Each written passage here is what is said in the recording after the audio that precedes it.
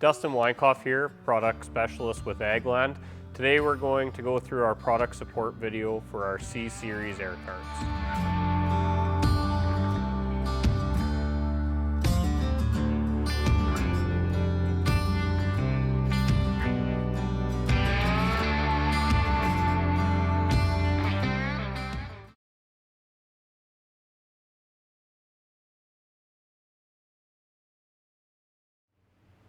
So now that we're all set up and we're ready to go to the field, there's a couple things we need to make sure that are set up on our cart. First is our half-width disconnect. So on the C-Series air cart, each disconnect has an electric switch to open and close them. We want to make sure that they are in the open position. So handle down, you can see there. There is no warning on the machine that will tell us if our half-width disconnect is closed. So if we have it closed, we go seeding, and there's no product coming out, we're metering product out of another tank going to the same chute. Blockage will tell us that there's product coming. Meter will be turning, but nothing will be coming out. So do make sure that after we do any calibrations, meter changes, anything, we are making sure that's open. Next, we're going to talk about our tank slides. We've been cycling them daily. They should move nice and freely. What we want to make sure is that they're set in the proper position for the crop or product that we're applying.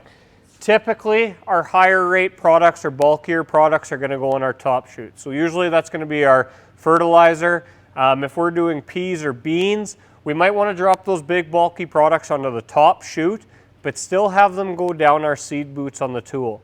So to do that, we would have the product come on the top chute and change our primary hoses at our cart and tool connection. Just flip those. For all normal other seeding, we'll make sure our fertilizer is coming on top and seed going to the bottom. Now once we have it set here, we want to make sure that our pin is locked and then that we tell our display at which position these are set in so our blockage knows at which tanks to look for.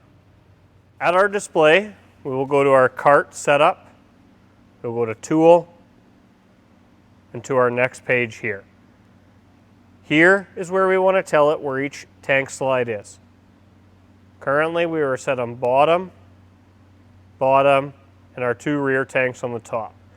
You can hit accept. And now it will give us a warning to cycle the key power. This will update the air cart controller and blockage controller.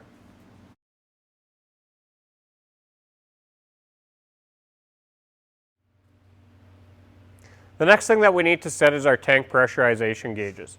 So with both of our fans set to the desired RPM we need in the field for our product that we're applying, we're then going to set our gauges.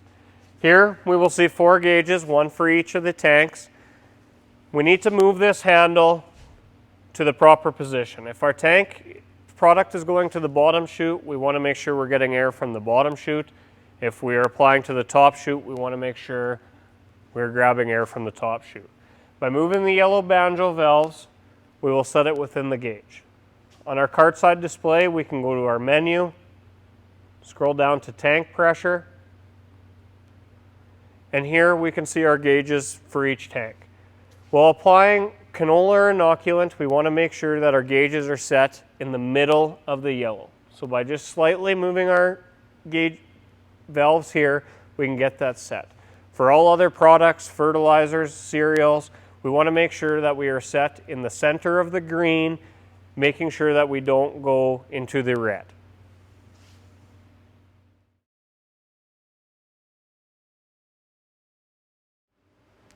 So going through our tank lids here, on our mini tank, we do have 2 options to fill. We've got our bottom tank lid here, as well as your upper one up here where your conveyor can go in. To open this one down here, just a handle, push down and squeeze. We'll open up. Now there is a bag buster in here for canola, so if we're carrying canola bags up, we can break them open. If you're hanging anything else over, you can remove it. And then when we're latching it back up, we want to make sure that we push down, squeeze our latch, and go until it locks. Now we're going to go through opening and closing our upper tank lids. Tank lids are very simple to operate. We have a foot pedal here. We want to do push down and forward and let our tank lid roll all the way down. Now with the lids all the way down like that, your conveyor can be moved all the way across the top with no interference. To close them up, one thing we want to make note of is that the tank lids are properly latched. When we close the handle, it's always a good idea to give a pull. If the lid lifts up, it's not latched. Want to make sure we unlatch it, go back out, and re-latch. We're now sealed up.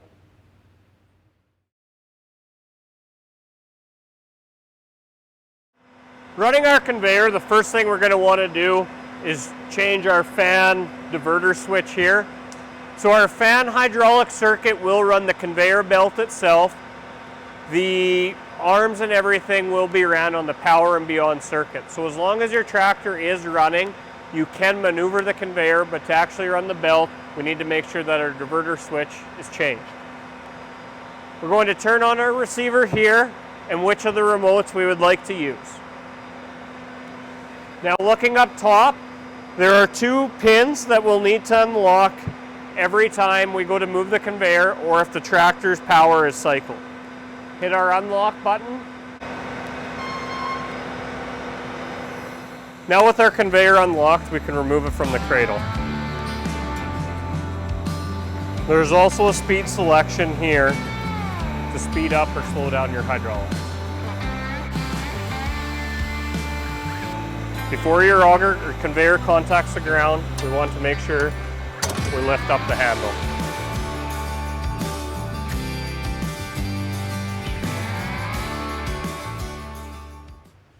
With our conveyor here, a couple things to note. There is a screen in place here, so if we are loading fertilizer, it is recommended to leave the small screen in. That way we're filtering out any lumps, gravel, any debris that are in our fertilizer. Loading our seed, peas, things like that. We're going to want to make sure we remove this small one. So there's just 2 pins here.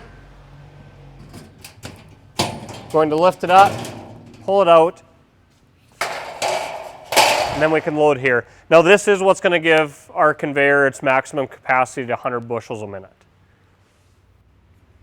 On our conveyor here, there are 2 emergency stops, one down below here and one up top. What this will do is it will completely disable our conveyor system. So shut our belt off and disable all movement from our arms.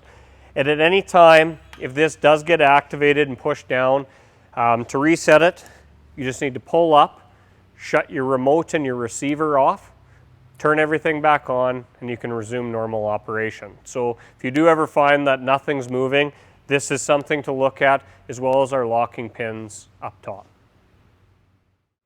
So on the new conveyor here for the C650, very similar to our C850, but it's on the C650 here, the conveyor belting itself has changed. So we do have a cleated belt here. The belt does wrap up in the tube, so you can run oil seeds through here and not have an issue.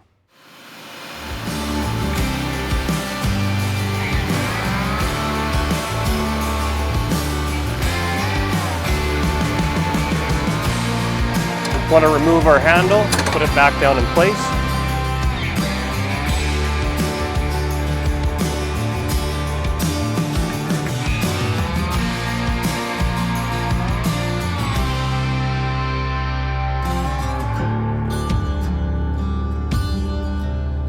We want to make sure our big arm is in first, then we'll bring in our second arm.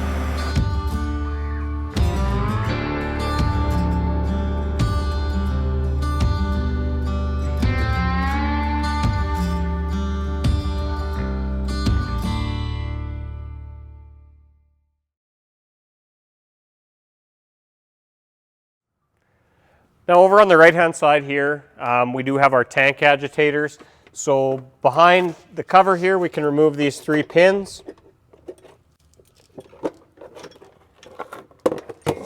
And here's where we can get to our agitators. So by removing this bolt here and moving it from the inside position to the outside position, that's where we can put our agitators into high speed. So high speed would be oats, barley, anything that is a high static product that we need to be agitating more in the tank and make sure we're not getting any bridging. So inside hole, slow speed, the outside hole is fast speed.